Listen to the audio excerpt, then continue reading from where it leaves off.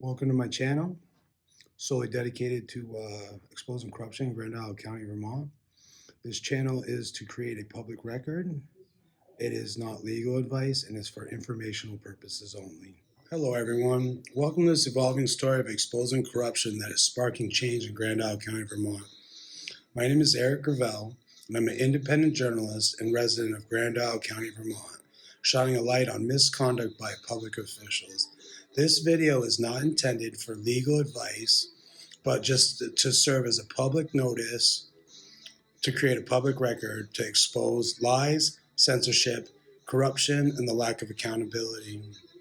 Many of you may know Grand Isle County from viral videos exposing rogue sheriff's departments steeped in nepotism and incompetence. If not, check out the links in the description to my previous videos and those produced by Lackluster at my request. Thank you, Lackluster, for amplifying this fight. If any content creators find this video and want to help expose these lies, please reach out to me. Your assistance is always welcome. I'm working diligently to uncover corruption in our small county.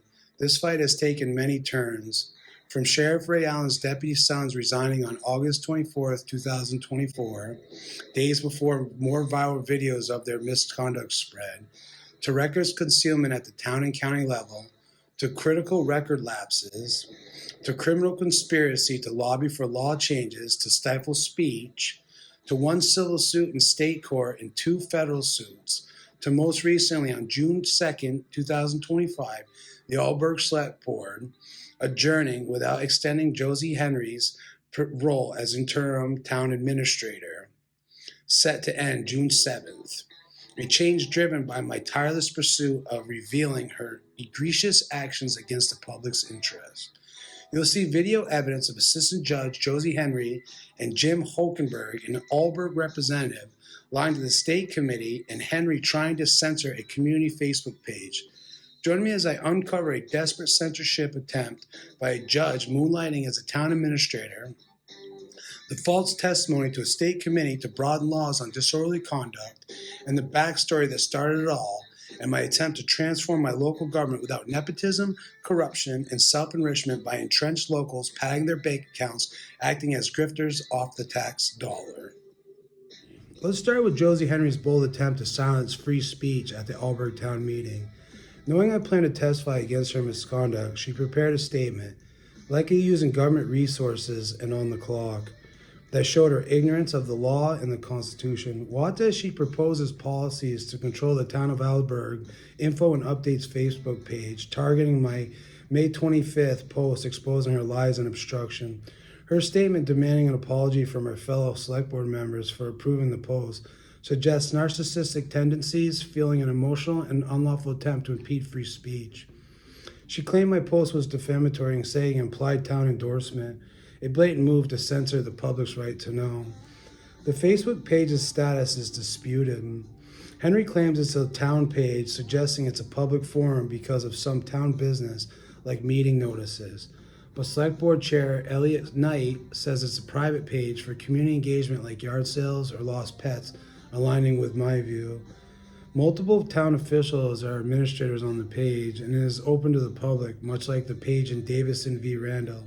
Whether public or private, Henry's censorship of my post violates Davison v. Randall, 4th Circuit of Appeals 2019, State v. Colby, Vermont Superior Court 2019, and the First Amendment. If it's a public forum, her attempt to silence me is viewpoint discrimination, and if it's a private page, it's retaliatory suppression, confirming her misuse of authority, giving me the very linchpin to tie my claims of constitutional violations against the county together nicely. Thank you, Josie, for helping me end your career. Her actions break Vermont ethics laws and Alberg's Municipal Code of Ethics, which demand impartiality. As assistant judge, an unbound interim town administrator handling budgets without an oath, as should be required under 24 VSA 1233F, she violates canon laws 1 through 4 of Vermont's Judicial Conduct Code. Jim Hulkenberg's support and conspiratorial acts break his oath of office, just as his weight will break any scale. Stopping Henry's influence is key to preventing censorship, as upheld in State v. Colby, the very precedent she spread falsehoods to undermine. I have sent notice to the House committee members and requested a fact-finding session under oath and under penalty of perjury to weed out the lies.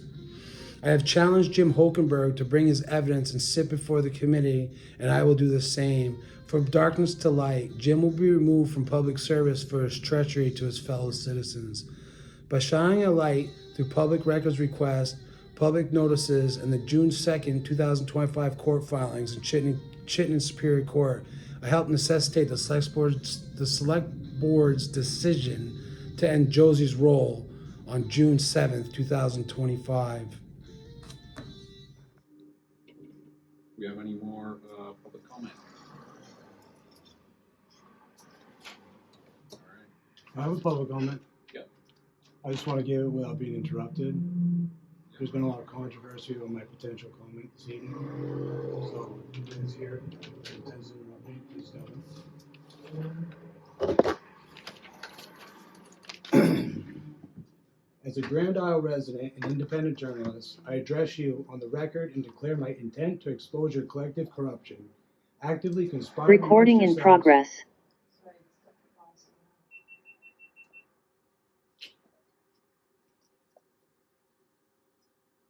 I address you on the record and declare my intent to expose your collective corruption, actively conspiring amongst yourselves and with numerous county officials from multiple counties to deprive the public of their rights, in violation of 18 U.S.C. 241 and 242. Your scheme to lobby the Vermont House with lies portraying public redress as a problem when it invites transparency and accountability, betrays Alberg citizens, and raises questions about what you conceal and your motives. I have sent board members Jim Hokenberg and Josie Henry the same documents I provided to the House Committee, ensuring you are aware of my actions and intent to expose their lies, fabrications, and corruption. On May 13, 2025, Jim Hokenberg testified before the House Government Operations Committee, falsely alleging I disrupted 3 town meetings between December 2023 and January 2024, inflating costs and motives, claiming my actions were quote-unquote rude and unreasonably combative, and posed a quote-unquote troubling and dangerous situation. His push to broaden disorderly conduct laws mirrors an unchecked appetite for control, stretching legal boundaries as recklessly as he stretches his waistline testing wardrobes. His emotional appeal, a reflection of his emotional eating at the cost of his health, exacts the unhealthy cost of First Amendment protections upheld in State versus Colby. Will Jim face my challenge to sit before the House under oath with evidence to separate truth from lies? I've emailed House Committee members, putting them on notice of your lies and fabrications, accompanied by my memorandum of law opposing your attempt to amend Colby's protections for selfish gains, and requested a fact-finding meeting which you, in your concealment, should welcome to the interest of transparency if you have nothing to hide. Josie Henry stands at the center of Grand Isle County's unlawful actions, orchestrating obstruction as assistant judge and interim town administrator, a role secured through nepotism by her brother-in-law, or ex-brother-in-law, Damian Henry, devoid of merit. She yields her multiple roles to shield county-wide misconduct, from obstructing public records to enabling sheriff malfeasance, all while displaying ignorance of lawful conduct, rising not by qualifications but by Patreon-driven favoritism, lacking oaths and bonds under 24 VSA 831 and 832. Her authority is void, and her reliance on the Judicial Ethics Committee opinion fails to justify violations of canon laws 1, 2, 3, and 4. The board's active conspiracy liable under Minnell versus Department of Social Services obstructs records and rights. My state suit against Danielle, the town clerk here, and the town of Alberg, and my federal suit against Josie, the sheriff, Susan Bohannon, and the Grand Isle County confront this misconduct.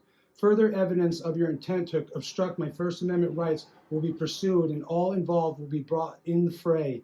The truth, like an unrelenting flame, will incinerate your lies, and their betrayal will be exposed for all to see.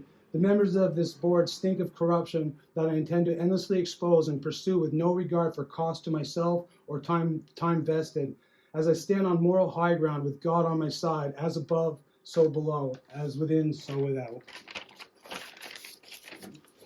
Thank you. Do you have any other public comment? have a comment. Yeah. I have a request for you guys. This is a request to remove defamatory content from the Town of Alberg Facebook page. Dear members of the Alberg Select Board, I'm writing to formally raise concern and request immediate action regarding a public post recently published on the official town homepage. The content in question includes several false and damaging claims that harm my reputation and call into question the integrity of the position I fill. Specifically, the post falsely claims that I have obstructed access to public records, I'm unlawfully serving without required oaths or bonds, which all of you know a town administrator doesn't take an oath or bond. I have violated ethics duties in my role as assistant judge. I'm involved in a criminal conspiracy under federal law. I misled the Vermont legislature. These statements are factually incorrect, misleading, and harmful. The post also includes legal references that are taken out of context or misapplied. Posting such content on official town communication channels lends it unwarranted legitimacy and creates the appearance of town endorsement. I respectfully request the Select Board take the following steps without delay. Remove the post and associated comments. Adopt a social media policy to safeguard town employees from such attacks going forward. And publish this statement in the minutes along with a statement of apology. I'm raising this issue not only to protect my own personal reputation, but also to ensure that the town's official communication platforms are used responsibly and in accordance with public trust. Thank you for your consideration. I remain committed to working collaboratively and transparently in service to the residents of Alberg. I'll give you this to consider. I'd like to make a comment back on that. Is everyone all right with attaching that to the minutes? Yes. Everybody's okay with that? So the Facebook page that she's referring to, I understand, I've looked at the administrators on it, and numerous administrators on that page are town officials, and on that page, town official business is conducted. So therefore, under Davidson versus Randall in the Fourth Circuit, it's protected as a public platform for free speech, and that if anybody impedes or on someone posting on it, even if they post threats, that's a violation of the First Amendment. And if they post threats, then it is on the owners of the Facebook page, the admins of the Facebook page, to report it to Facebook, and it's Facebook's responsibility to take down the comments. Now, with regard to that, one of my comments with a memorandum of law that I sent in support of my claims to the House Committee was put on suspicion for spam by one of the admins or someone closely related to the page, because from my belief, you can't just do that. And then after I brought it to the attention of the page, or specific individuals involved in it, it was put back up, so it wasn't flagged anymore. So Josie can put her words together, sounds great, but this is all going to come out in the end. That's why I'm demanding a fact finding in front of the House Committee with this guy right here. I can point at you if I want to. Is that disorderly now? And she can't be part of it because I am suing her. I can't bring her into the fray because in depositions and interrogatories, I have to ask her lots of questions to hold her accountable for her actions. And I want to hold him accountable so I don't have to sue him as well in front of the House Committee that he filled full of a bunch of lies. I want him to bring his evidence, just like I'll bring my evidence. We can ask Josie why she only posted half my conversations with Danielle, but she won't answer it, because the other half that from Danielle proves she's obstructing my records. Okay? So if we go in front of the House Committee like Jim did so adamantly to violate my rights, we should be able to go in front of it with a fact-finding session, presenting our evidence under oath, penalty of perjury, and whoever comes out the liar in the end will be charged. That is all I want. And that will resolve my issue with Jim here, but it's not going to resolve my issue with Josie. And I won't come back to this place. But I do have issues with Danielle obstructing my records and forwarding my stuff to Josie, and she is wrong. Anybody can look up 24 VSA 831, 832. Now, if we're referring to bonds, they have modified it so you can have criminal insurance coverage. Whether that's lawful or not, I don't know. But I know if a person's in the performance of their duties as a public servant, and they deal with finances and money, as we just was reflected by Josie just a little bit ago, then they have to have an oath of office that adheres to their conduct for faithful performance. That's why the bond exists, because it's a surety agreement. We are the beneficiaries to their actions. They are the trustees. Everything they should do should be for the benefit of the public. But nothing they do benefits us. I'm not saying nothing. I take that back. But there's a lot of nepotism and self-enrichment going on here. And it all started because I went to Josie when she had another role in another town and refused to do anything about your rogue sheriff department, claiming no responsibility, no liability, when in fact that is true because the sheriff has unregistered bonds and unregistered oaths with the county. Therefore, there's no surety for us as the public, so they don't have the statutory authority that they would to revoke the sheriff's bond for constitutional violations. All right. I think we're getting a little in-depth in the public comments section.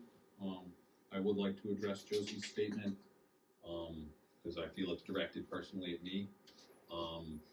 That group has never been an official Facebook group of the town of Alberg. You were the person who made me aware that it was not an official Facebook group of the town of Alberg. There is no motion to create it by the select board. We have never discussed its management or administration as a select board. It is a privately managed community discussion group, and the select board has no authority over it. Just one clarification, who approved this post? I don't know, I'd have to look in the activity log to see who approved it. Doesn't matter, it's not yours. If it's not for town of business, it shouldn't matter. If it's not associated with the town, it shouldn't matter. Because if you're claiming it is, which is what you're trying to do, then it's a public forum protected under the First Amendment. You have no grounds to say nothing. And you're supposed to be an assistant judge. All right, so I think we're done with public comments. We've exhausted You that. okay? Yeah, I'm great. We have lister I'm sending you updates. good positive energy because you need it. Oh, We have- okay. I only attended the town meeting on May 28th after discovering the false testimony given by Jim Hokenberg and Josie Henry to the Vermont House Government Operations Committee on May 13th, 2025. Their lies prompted my testimony and fueled Henry's censorship intent. Watch these clips. Hokenberg claimed I disrupted Alberg town meetings from December 2023 to January 2024, inflating costs and calling my actions, quote, rude and combative, unquote, to push for laws weakening state v. Colby protections. Henry falsely claimed my public records request cost, quote, thousands and accused me of, quote, baiting officials, end quote, lies with no evidence. These emotional pleas sought to block the public from redressing their government. The three meetings they referenced were tied to the Sheriff's Department actions that garnered millions of views online. Other state representatives that day presented emotionally driven arguments to broaden disorderly conduct laws and obstruct free speech. Could this suggest a broader conspiracy across Vermont as citizens demand answers? They claim litigation is a financial burden, but transparent governance would eliminate lawsuits. This deception aimed to silence public voices by shining a light through public records requests, public notices, and legal filings, like those strategically filed and served on the Select Board on June 2nd, 2025, the day they met to consider extending Josie Henry's role. I exposed her misconduct while suggesting a cost analysis and public discussion. This helped necessitate the Select Board's decision to adjourn without extending Henry's role, ending June 7th. Game over on that front. There goes her 3-day-a-week, $55,000 a year grifter job for the town, a job that she is precluded from anyway according to canon law. However, Josie relied upon a memo from the Judicial Committee to hold the position, a memo not grounded in law. How you doing, Mr. Oakenberg? Yes, I have a statement here to read. Good afternoon, Mr. Chairman and members of the committee. Thank you for the opportunity to testify today regarding a troubling and potentially dangerous situation facing the Alberg Select Board. I understand that the bill before you today, S 59, would contain several amendments to Vermont's current open meeting laws. As my testimony will illustrate, there is a need to amend the current statute to ensure the proper balance between public transparency and the ability for local officials like myself to do our work. First thing, I'd like to provide the committee with some background on an issue currently facing our board. I know that we are not the only municipality, obviously, with similar stories.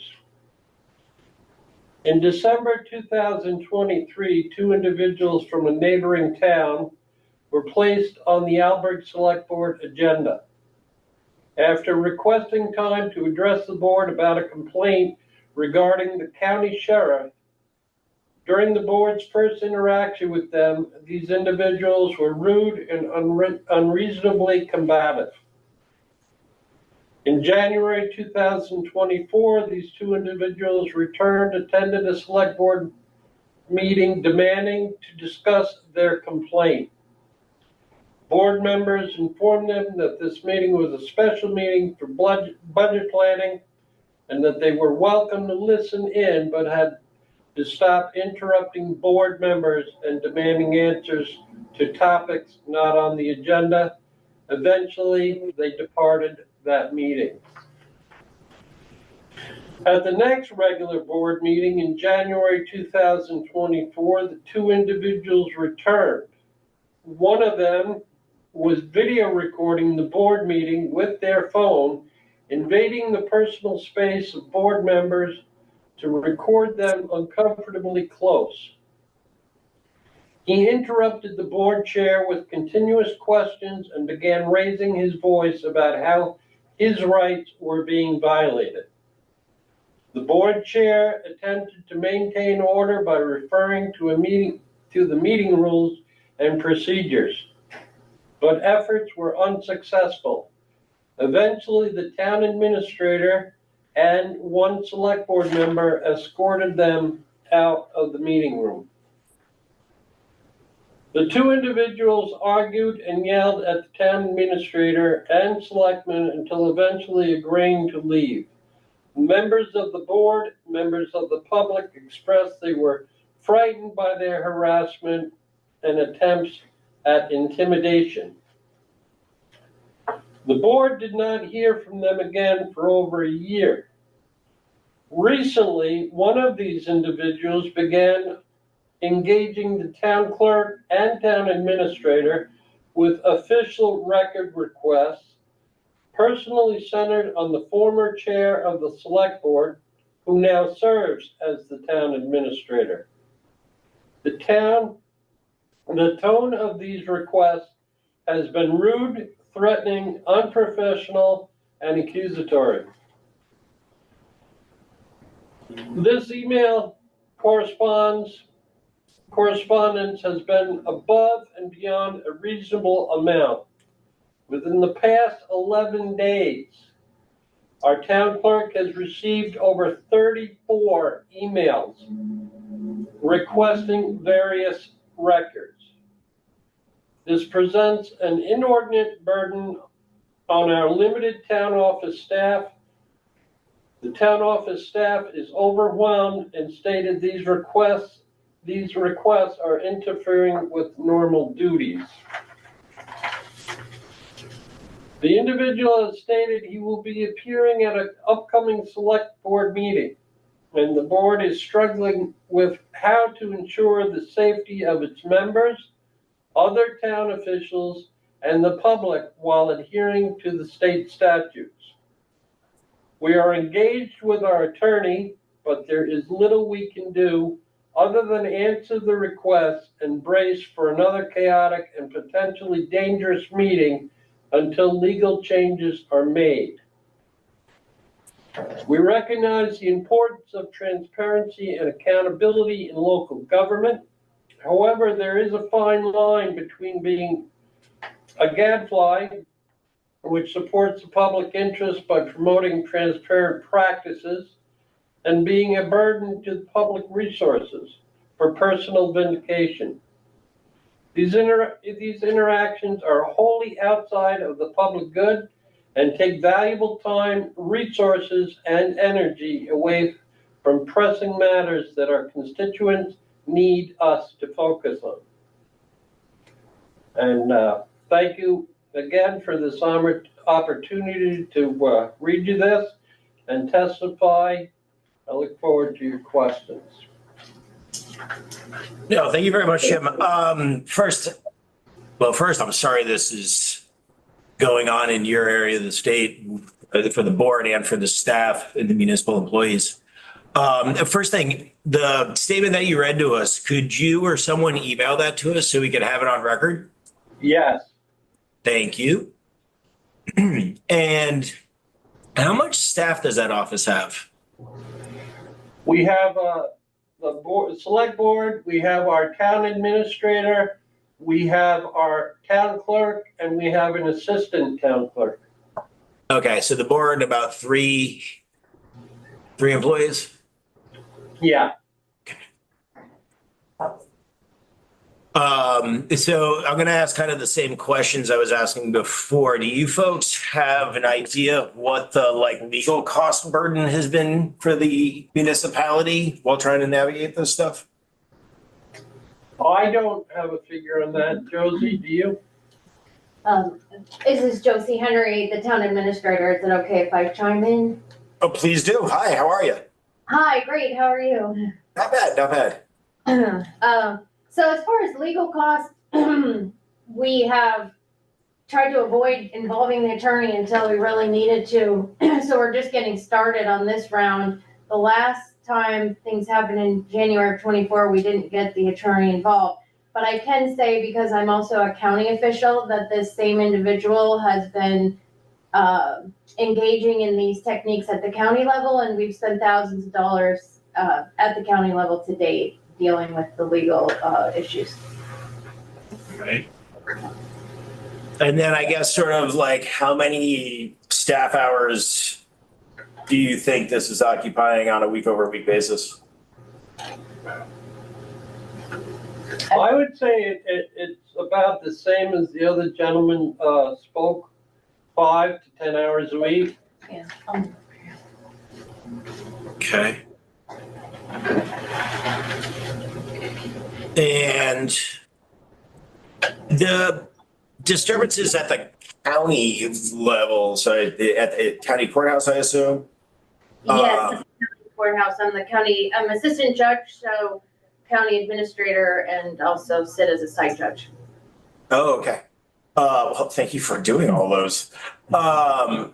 So is it the same sort of engagement that with the individual is just the disruptive nature of records requests? Is it paralleling at the county level to what you're experiencing at the municipal level, or is the contact not the same? The records requests have been voluminous at the county level and culminated with a federal suit being filed against Sheriff Ray Allen, myself, and the county clerk, Susan Bohannon. So we're not sure at this point where that litigation will go. And so those legal costs I mentioned earlier could end up being a lot higher. But once it did start in the same way that this one is, with many records requests and then accusing us of, as someone else mentioned from their town, not following the days required or responding fast enough, and then filing a lawsuit.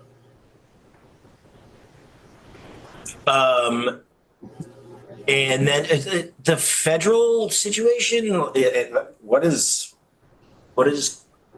you said a lawsuit at the federal level as well? Yeah, we haven't been served, as in myself personally or the county clerk, but I believe Ray Allen was our sheriff, and we're waiting now to hear next steps on that. Brett Morgan? Hey, Josie. Hi, Jim.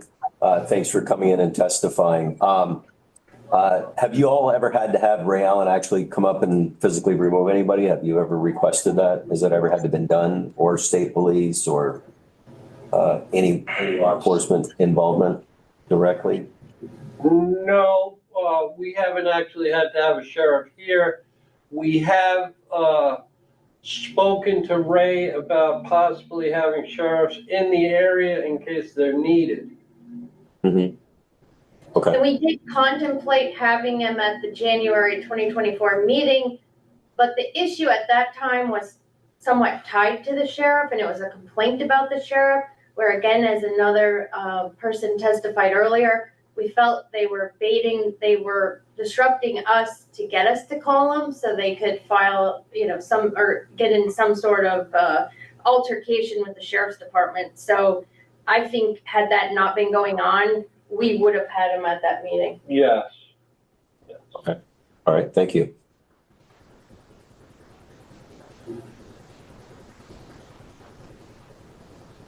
I'm just trying to think if I have anything left to ask. Commonality. Yeah, no, it's very similar. Same stories are resonating throughout.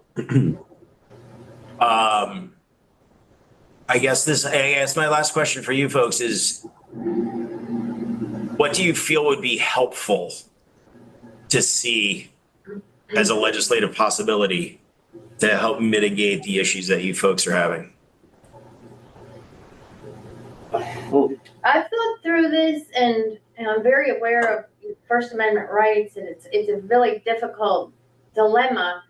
But if we were able to say someone who violated the procedures of our own board on multiple occasions and could then mandate they attend virtually, not in person, I thought that might be a way to get at this. I don't know what your thoughts are on that. That would work. Okay. No, thank you for that. I appreciate it. And if you don't mind sticking around for a second, just in case we have a couple of questions, I kind of wanted to see if the committee had any questions for council right now. And then I also wanted to entertain just being aware of the calendar and our desire to get this bill dialed in, hopefully by the end of the week, to vote out what people's thoughts were on how to approach this. The Select Board's decision to let Josie Henry's role as interim town administrator end on June 7th is a small victory. But the battle for justice in Grand Isle County is far from over. This is merely a step in a long journey to root out corruption and restore trust. Jim Hokenberg must face consequences for his false testimony on May 13, 2025. His lies to the House Government Operations Committee disqualify him from ever holding public office again. Josie Henry, still an assistant judge, remains a threat. Ignorant of the Constitution, she has shown a disposition to abuse power, switch between judicial and executive roles, mixing powers in violation of canons 1 through 4 of the Vermont Code of Judicial Conduct. But I can expect nothing from the Judicial Conduct Board, as it is evident they choose to be complacent in her crimes. Her obstruction, censorship, and falsehoods demand her removal from office to protect our rights. Meanwhile, Town Clerk Danielle Chenier, if properly trained, could excel as a town administrator, far surpassing Henry, provided she learns from this experience and embraces transparency. I filed constitutional complaints against County Clerk Susan Bohannon and Sheriff Ray Allen with Western Surety to seize their bonds and end their careers. But I'm still awaiting a response and will follow up soon. And you can watch my previous videos linked in the description for that video. The federal suit is pending review for a informa pauperis status, so the parties haven't been served yet. But the state suit against the town of Alberg and the town clerk moves forward. Josie is not a defendant in the state suit, but a named party within it. Initially, within hours of filing, the informa pauperis motion was denied. I was prepared, recognizing Josie Henry as a judge in the same court where I filed, though my claims target her role as a town administrator in Alberg, not her judicial position. I had an appeal prepared and filed it within minutes of receiving the denial. To address this, I promptly filed a motion for change of venue outlining how Josie's dual roles in judicial and executive branches cause a serious conflict of interest. The court, after receiving both motions, granted the informed pauperous motion, a small step forward. Then the venue change was granted, moving the case to another county, a larger victory that will bolster my federal suit. I've received no communications from town or county lawyers yet. I await their responses and am prepared to advance my cause. I'm facing criticism from some locals for my actions, with past mistakes thrown in my face. This lack of objectivity as our interconnected small town is troubling and saddening. My intention isn't financial gain, as some believe, nor to burden the town with a litigation cost. The town should reflect on how and why we reached this point. That's why I posted public notices on the Town of Alberg Information and Updates page. The first was approved but later challenged by Henry. The second, outlining the closed June 2nd meeting of her tenure, was delayed for days, suggesting the page is private. Administrators chose to censor, validating my claim that Henry's retaliatory suppression alongside other First Amendment violations. My investigation into Josie Henry is just beginning. I've uncovered her potentially spearheading. This is still all brand new. I'm going to keep investigating this. A hostile land grab of a $90,000 lakefront parcel.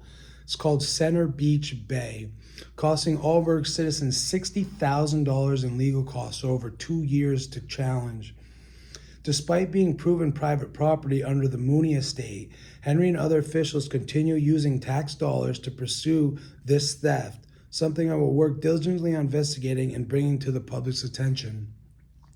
As Lord Acton warned, power tends to corrupt and absolute power corrupts absolutely. The truth drives my fight. The road ahead is long, but every revelation, every legal battle, every public notice brings us all closer to a government that serves the people. My efforts shine a light, but the story isn't finished. Stay tuned, subscribe, comment, and like the video. It really helps.